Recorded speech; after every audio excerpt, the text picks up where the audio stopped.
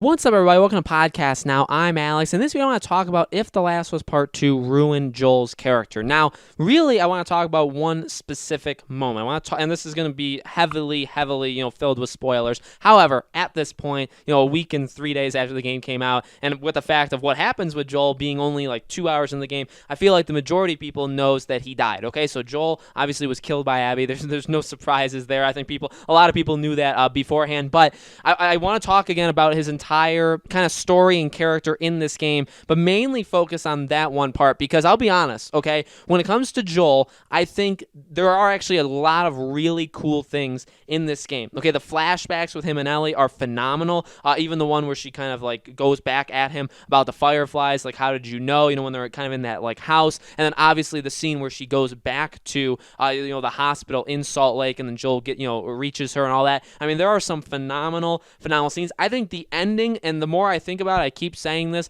the fact of the flash to Joel, and then the fact that Ellie was actually going to go down the path of forgiving Joel and being okay with Joel. I like a lot of what they did with his character. Okay, the biggest thing obviously was I think the biggest thing that's upsetting people is that he was killed by Abby, and that you play with Abby, then everybody's opinions on Abby. I don't really think people were disappointed too much in the fact, or like upset at the fact that he died. I mean, yes, like if we didn't know the leaks, okay, and maybe if they did it differently and it just happened, I think a lot of people would be taken back. I think people would be, I think people already did it, but you would see reaction videos on YouTube of like people crying when it happened. I mean, we love Joel, so I mean, it was gonna hurt seeing him be taken from us no matter what, okay? There's no way they could have done it that I think would have pleased everybody. I think that's very fair to say, by the way. Yes, you could maybe say the majority of people don't like how it happened, but I would also argue that there's no way they could have done it that would have been fine with everybody. Somebody would have always found a way to be mad at it. Okay, again, I understand if you guys are upset. I'm upset too, but I do just kind of want to make that point clear. But no matter what they did, it would have been tough to lose him. Okay,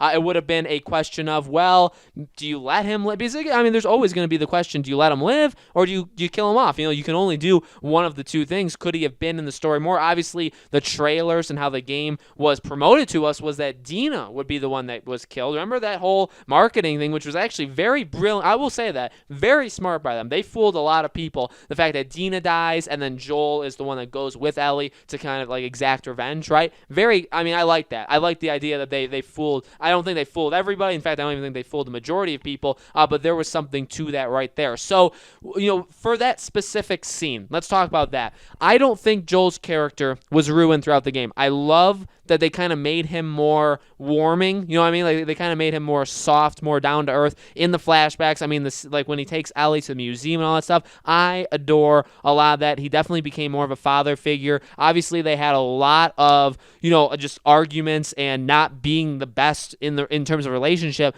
ever since she found out that he lied to her and made sure that he lied to her, right? That was a very, I think it was like 2-3 years they lived kind of in that. I think it was 2 years that they lived in that environment where they just did not, Ellie just did not like him, all the way up to literally the night before the game starts, right? When Joel kind of steps in, and then Ellie pushed, basically again says like she doesn't need him, but then again we know that she was on the path to forgive him. So I think that helps his character, that he dies knowing that Ellie was going to try to forgive him, that he didn't lose Ellie for good. I think there is a lot of power in that. The thing I want to focus on, okay, they kind of made Joel dumb. I really don't think there's anything more I really don't think there's any other way of saying it. The fact is, okay, and I've seen people argue this on Twitter, Joel, I believe, is a little bit too, trusting of Abby. Now, people have thrown in the Sam and Henry thing, that he was trusting of them too. I wouldn't really say it's the same thing. I truly wouldn't.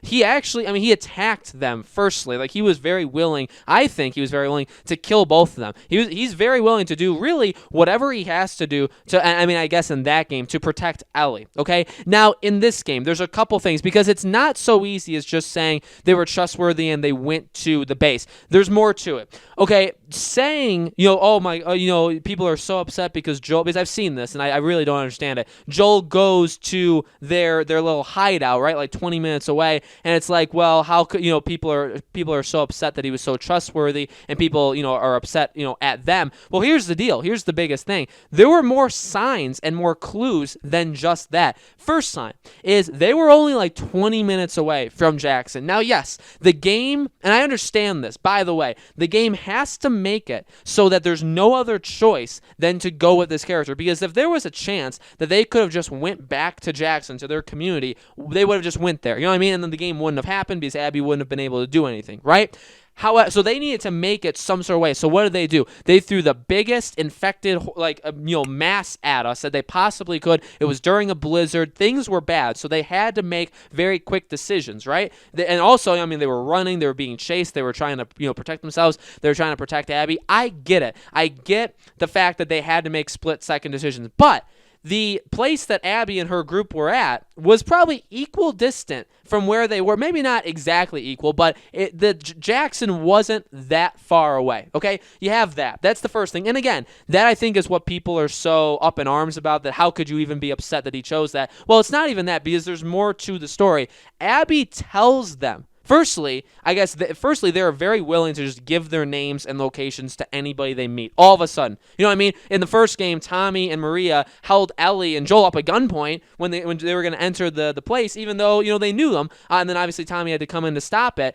And all of a sudden, Tommy's just saying, "Hey, I'm Tommy, and this is my brother Joel. And hey, we have a town. It's like right there. You could probably see it right there. And let's just go there. You guys can stock up. You can get your stuff. You can just do that." Why are they all of a sudden so trustworthy and stupid in that way? Now, again, you can make your arguments there. Let me keep going. Abby tells them that she is with a group of other people. So it's not just Abby. She is with more than one person at her group. Automatically, you're only two people. No matter what environment you're in, you're only two people. And if a person, a random stranger you've never seen before, tells you that there's a group of people, automatically, you're going to be outnumbered. If they turn on you, you're outnumbered. Same thing when they walked in through the gate and there were 15 of them, let's say 10 to 15 of them, and they destroy the infected together. Aren't you a little scared? Yeah, you have weapons, but they have weapons, and there's more of them than there are of you. You're very trustworthy of that. But there's more.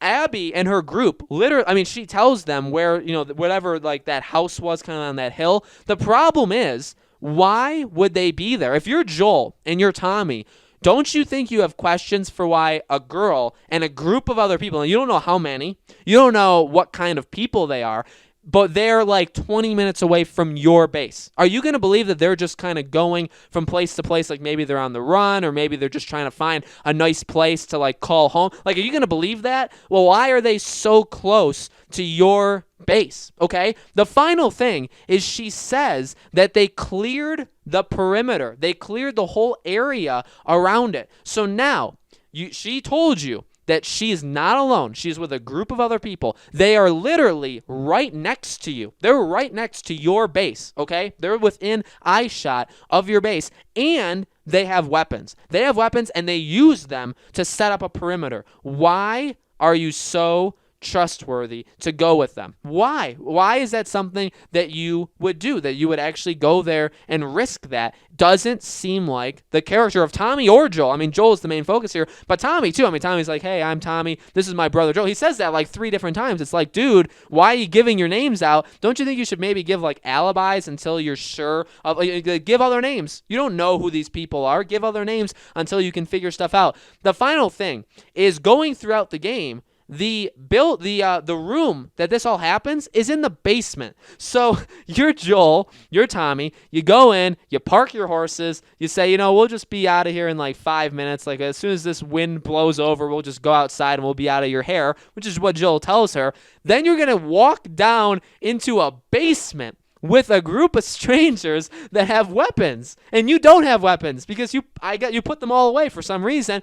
I mean, why in God's name would you do something like that? Again, and I know there's people that do like this game that follow me, and I do appreciate it because I try to stay neutral. I try to give my opinion, but I try to look at both sides, and I do look at both sides. I mean, again, I have no problem with Abby killing Joel. I have no problem with Joel dying. I think, again, as I've said numerous times, there's something powerful about Joel doing so many bad things throughout his life, and then something catching up to him, something random, as killing that doctor who we find out has a daughter, and then she basically is hunting him down for years and years. I mean, there's something cool and different and powerful to the idea that that can happen, okay? But the fact that it happens the way it happens, it makes Joel seem just to be an idiot. Why do they go to this place with these people when there's just so many warning signs? Again, yes, there's a blizzard. Yes, there's infected. But she just told you that she's not alone. She's with a group. They cleared out the area, so they have weapons, and they're literally within like 10 minutes of your town. Why are they so close? Why? Shouldn't you ask that question? Instead, the first thing Tommy says is, oh, you can come to our place and restock. You don't know these people. Why would you just invite them in? I mean, I guess in the past 5 years, they've gotten more, again, like warming and like caring of people, and they're willing to give more people chances. But even that isn't true because Joel is very, very careful. And even a few days before, he was going after Jesse about where to put the scouts of where people should go to do the rounds. He was telling Jesse, hey, don't send these people here. Don't send them there. Put them here instead. Hey, I'm worried about what you're doing with Ellie. He's expressing concerns about their tactics. So he's not stupid. He knows what they're doing, and he even has input. He has input, and he knows if they're doing something dumb or something smart. You know what I mean? So he's tactical. And again, you go based off of him in the first game. I don't care what he did with Sam and Henry. That was different. And that didn't have anywhere near the warnings. I mean, this is a little kid. Sam and Henry, there's a brother who's younger than Joel, and then a little kid. Now, again, Abby, yeah, she's a younger girl, but she told you she's got more people. Maybe you should ask, hey, are they older than you? Are they all kids? Are they teenage? Like, who are these? Are they trained? Are they in the middle? I mean, you're very buff, Abby. Are they your size? You know what I mean? Why don't you ask these questions? You know what I mean? I mean, Abby makes fun of the fact that she's like built like an ox. So, I mean, why aren't they asking these questions? You know what I mean? So, again, do they ruin Joel's character? I really don't think so. I think that he's very integral to the story. Obviously, he's got the impact at the end. The flashback scenes are just so, I think, absolutely incredible when they happen throughout the game. The cut scenes that happen through them, being able to be with him just a little bit more. I think that's absolutely. I wouldn't rule out him even being in the third game. Maybe like one flashback with Ellie. It wouldn't be so much as this, but I think like one or two would probably happen in the third game. I honestly do think that. So I don't think they ruined him there. But the fact that he died, and again, you're not going to please everybody with the way he was killed off, but the way they did it made him seem just so stupid. And again, I'm not even mad at how fast it happened. I'm not mad that that Abby beat him with a golf club. I mean, it's the weapon that she found there. You know what I mean? I mean, you could, I guess, make arguments and you could be mad at it, but I'm mainly mad that he got put in that situation. I mean, he put himself in. I mean, Neil Druckmann did, but he put himself in that situation. I just don't think that was very smart. I mean, he could have got bit while protecting somebody. Abby could have maybe just shot him in the back of the head when they were out, right? I mean, it's just him and Tommy. Abby could have done it and gotten away, right? Maybe there's all these infected and there's like a building on fire, and then all of a sudden Abby just shoots Joel, and then Tommy like looks and he can't even like process that Joel's dead, and Abby just runs, and there's no way Tommy's going to get to her because there's a blizzard and there's infected. You know what I mean? I mean, and again, I don't think that would have been a perfect way either, but there's so many better ways, I think, that they could have done it rather than made Joel just too trustworthy, way too trustworthy, basically very just out of character. And again, you can make arguments that he's done it before, but not like this. This is very, very different, and you can't say that he's softened up because he has a little bit, but he's still he's a concerned man. He's a very tactical guy. He's not going to make that big of a mistake, but you know what? He did. There's no retconning it. There's no asking them to do a petition to rewrite it. It's not happening. That is how it is. You know, we just have to accept it. We don't have to like it, but we do have to accept it. So, guys, let me know in the comments below. What do you think? Did they ruin his character? Did they do, how they did his death? Do you agree with kind of the points I'm making? Let me know. As always, make sure to subscribe to this YouTube channel, Podcast Now. Hit the bell icon so you guys know when these videos go up. And I still want to cover some Last of Us Part 2 things. Got a couple other topics for you guys. So more videos throughout the next couple weeks, and I hope to see you guys there.